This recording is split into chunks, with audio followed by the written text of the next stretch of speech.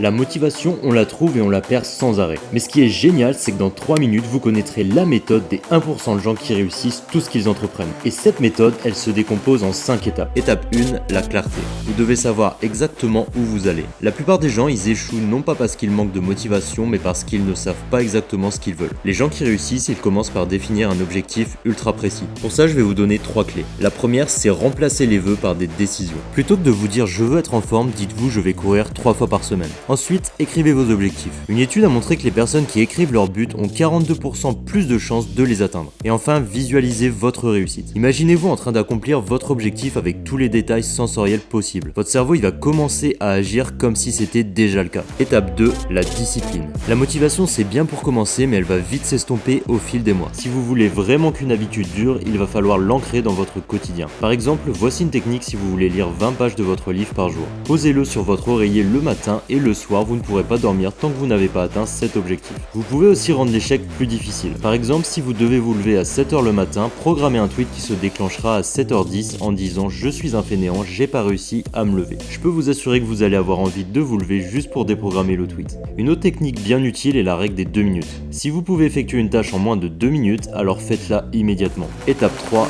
l'effet cumulé. Si vous décomposez vos actions en plus petites actions, vous pourrez facilement les faire tenir dans une période de 2 minutes.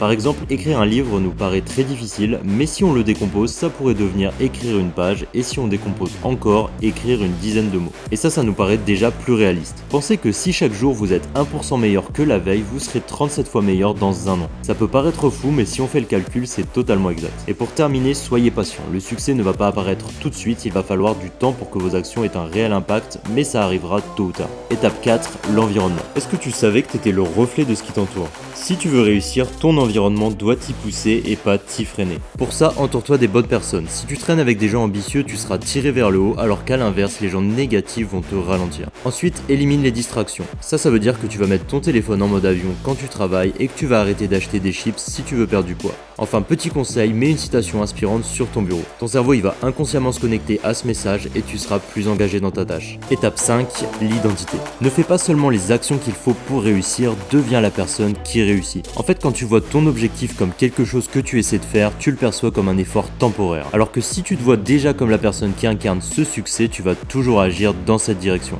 Alors arrête de te dire j'essaie d'être en forme, mais dis-toi plutôt je suis une personne qui prend soin de ma santé. Ne dis pas je veux écrire un livre, dis-toi je suis un écrivain. En reprogrammant ton cerveau de cette manière, tu transformes ton objectif en une partie de qui tu es. Tu n'es plus simplement quelqu'un qui essaie de faire quelque chose, tu es déjà cette personne. Voilà, j'espère que cette vidéo t'aura aidé, n'oublie pas le like et abonne-toi si tu veux plus de vidéos comme ça et je te dis à la prochaine.